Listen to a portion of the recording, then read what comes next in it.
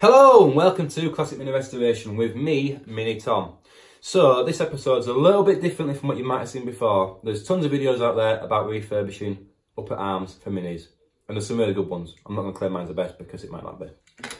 The one thing that's different about mine is that I'm not doing a dry arm. I'm going to be doing a hydrolastic upper arm. Now the difference in that is that the fulcrum point where the actual knuckle joint goes into is slightly different. And it basically, if you fit that to a car with dry suspension, you will stiffen up the handling of that car, or that mini, shall I say, because I'm only going a mini.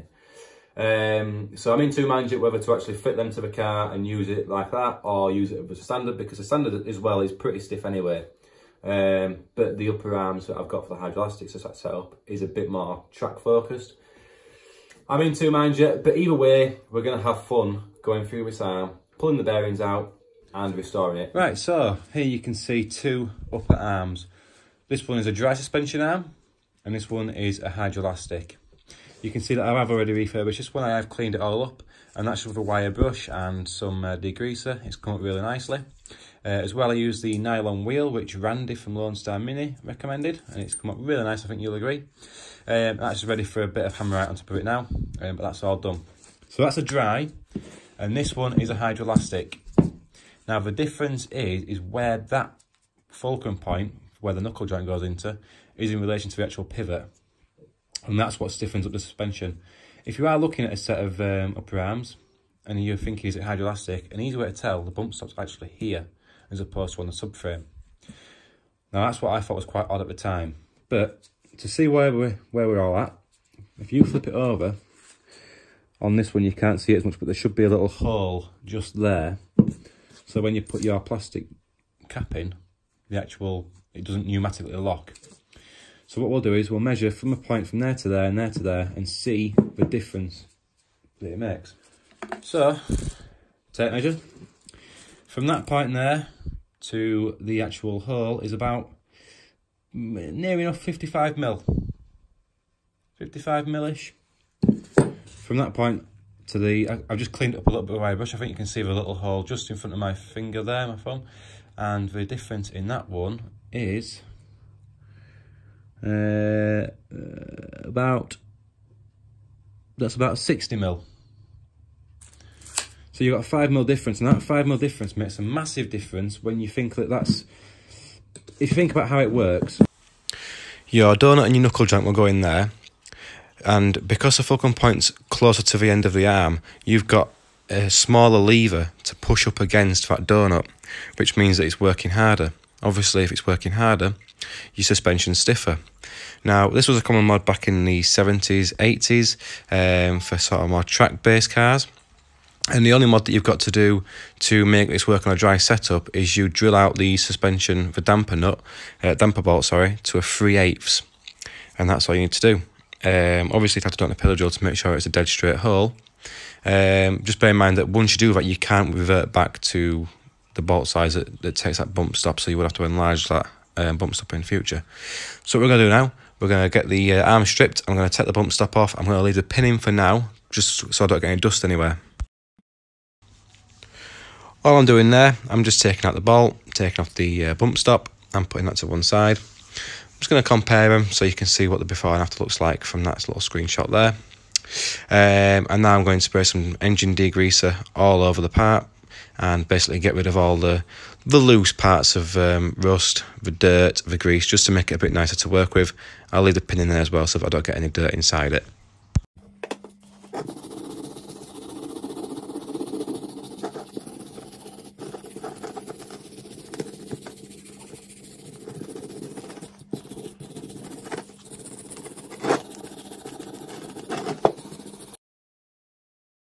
So that nylon cap was really stubborn to get out. Normally you can flick out with a screwdriver, but actually it's quite a lot of brute force. Then I'm just going to take the pin out. Now it's all clean, well, clean-ish. I'm not going to get any dirt into there. And just have a quick look at them existing bearings that have come out to make sure there's nothing untoward. So this is my initial idea. I'm going to use an M12 roll bolt to pull the bearing out. So I'm going to put that in the bearing itself and use a punch from the other side. I was going to try and pull it out with a threaded bar, but I didn't have any sockets long enough. So my other idea was to put the roll bolt in, clamp onto the inside of the bearing, and then punch it out. Yeah, so to do this, you need to pull out the needle rollers, and then the actual robot will slide inside it. You want to go in about halfway, just to get into the middle of that bearing and get a good clamp on it. Right, so I have tried my robot idea. As I mentioned a bit earlier on, it doesn't always work. Sometimes it doesn't work. I did buy a pack of 5 and I've just basically used all 5 up. What happens is if you do it in too tight, sometimes the actual roll bolt will come away from itself. To try and fix it, it's really quite difficult. So you can see in there that it's taken out part of the outer race with it. Now the thing about bearing material is really hard, which means that to try and get something to bite into it's really difficult, so you need to try and get behind it. But the good thing about it being really hard is it's actually quite brittle. So I don't know if you can see it in there, but you can just see the outer race there. Now if I take a deburring type bit like that, I can basically drill not far, just enough to just put a bit of a groove into it so that you're not actually taking out any material from the arm itself. And then you can sometimes get a punch, and what will happen is you don't go there through it, but because it's weaker there, when you punch it, it will crack. And then you've got a bit of stress, a bit of tension relieved out of there, and you can just punch it through from the outside with a punch. You can just get onto the back of it in some cases, but it is pretty difficult. So yeah, sometimes the roll bolt method does work. It did work on the other one, but like I say, I have used up all my 5.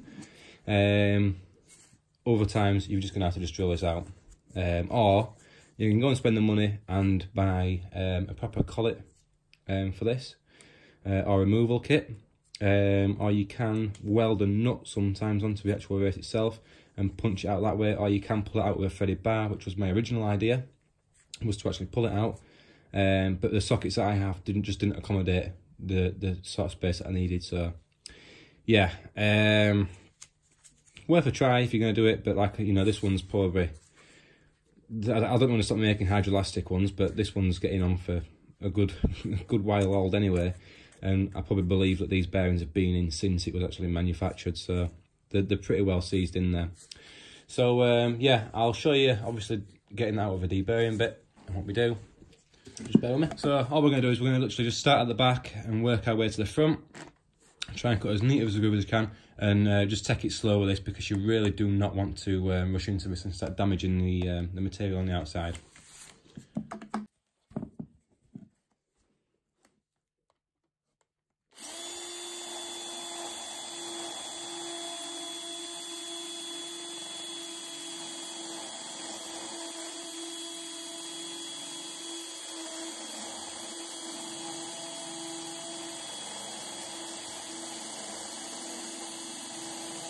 So if I take a punch now, or what I might use is just a good strong flathead screwdriver, and all you try to do is just try to tap that race, and you will hear it crack.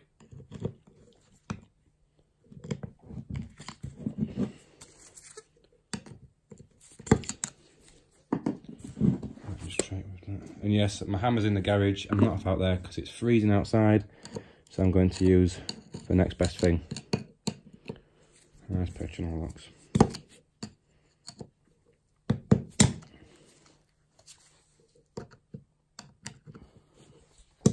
Okay, so I don't know if you can see that, but we've got it to crack. And all I've done is I've got my finished little punch, and I put a bit of a bend on the end of it just so that I can get on the inner race and just knock on that part of it there. I don't know if you can, don't know if you can see that. It's only a small, I mean, you can imagine the size of that punch, it's tiny. So you really don't have much to go on, and of course it does not help by the lip on the inside of here.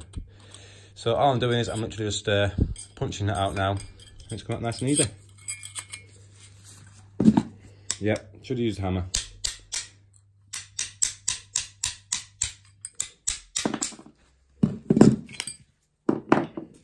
So that's one out, just got the other side to do. I did nick it on the back end of it a little bit there. So what we need to do is just make sure that that's not got any bearing marks on it. It's all nice and flat. Should be okay to go in, to be fair.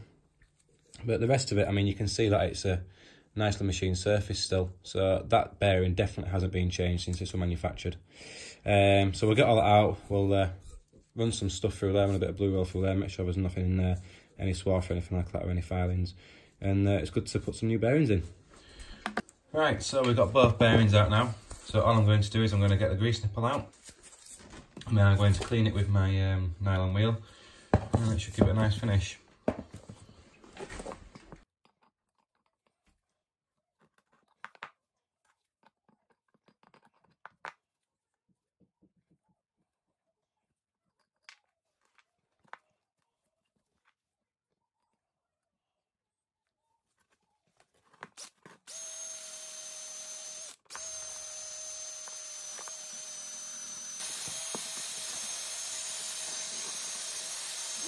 Right, so that's all cleaned up. The reason I put the grease nipple back in was purely to make sure that no dust or dirt or crap gets down in there. So just find that one back out now. I've got a new one to go in. So the next steps then is to get the new bearings pushed in, which is nice and easy. And then yeah, it's a decision for me whether I drill that out to the sides for the actual suspension strut nut, or just keep it as a hydrolastic arm. So no, these are getting quite scarce now. I'm still not 100% what short to do, so for now I'm going to leave that to that size, and then we'll have a think about that one. And yeah, so new bearings, new pin, new grease nipple, and then it's pretty much ready for a cut hammer out paint.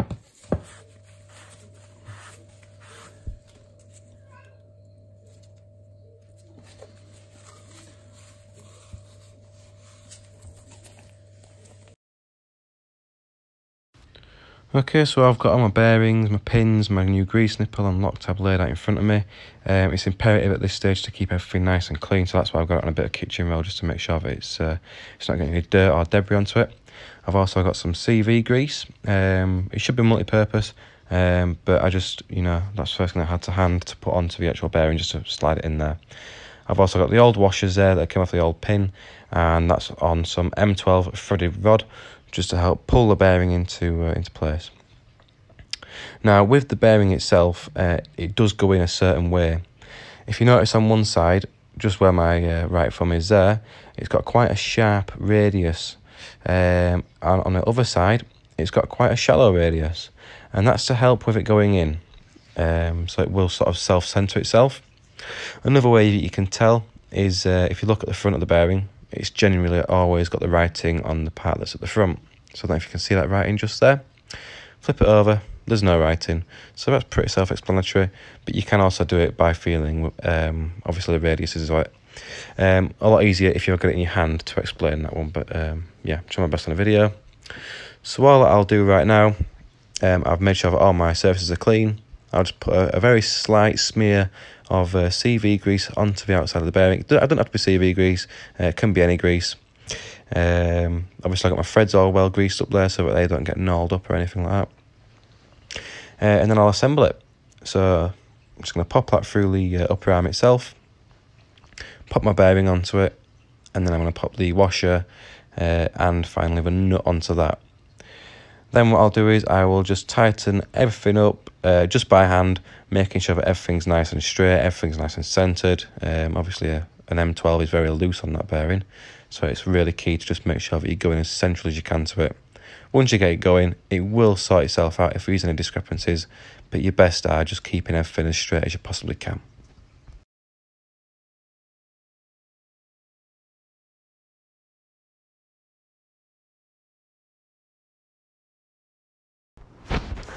So all I'm going to do now is I'm going to get my 19mm ratchet spanner, and I'm just going to very slowly, I can't stress how important it is to just take your time with this part, extremely slowly just wind that bearing in. It does look a lot faster than what I'm doing there.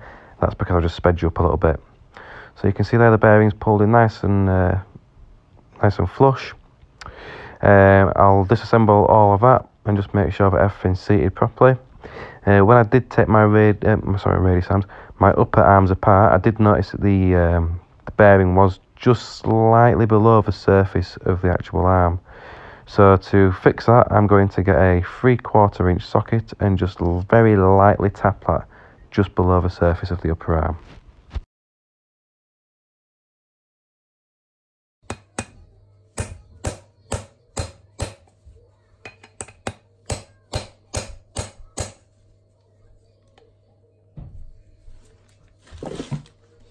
There, that's perfect.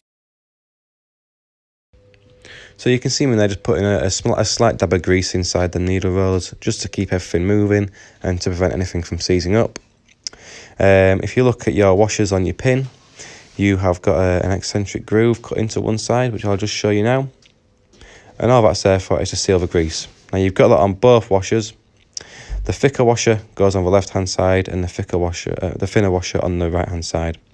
So just make sure that you are getting them the correct way around. You can see there the pin's moving nice and freely. I'm checking it for any rock, upwards or downwards.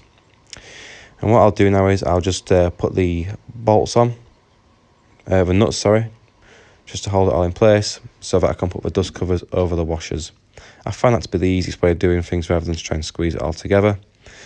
So yeah, just goes over there like that. Seat's all nice. Do the same for the other side.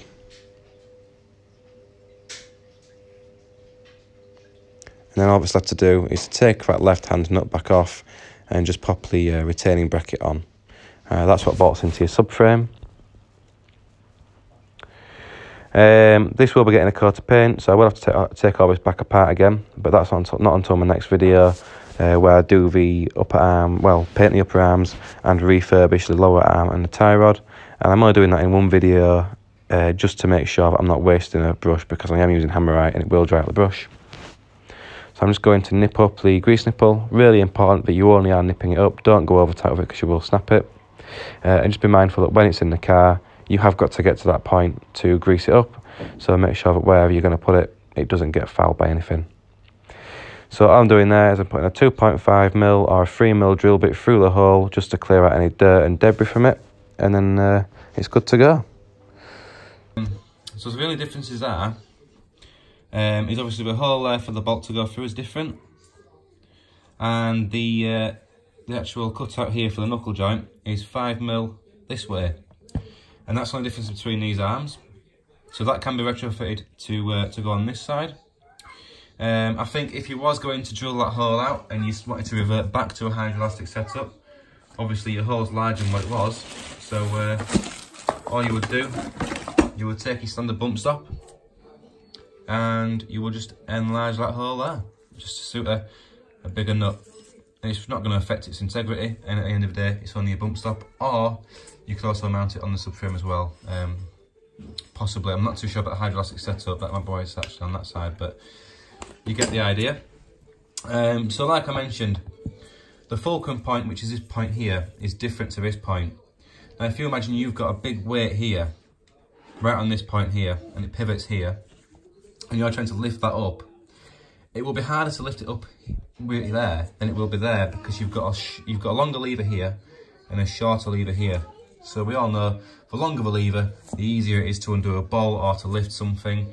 I think, I can't remember who it was, but somebody once said, give me a lever long enough and I will move the world. That's the whole point of it. The longer your lever, the more you can actually do something. The more you can move something. So, fulcrum point further down, it's a lot harder to move. Only 5mm apparently makes a big difference. But yeah.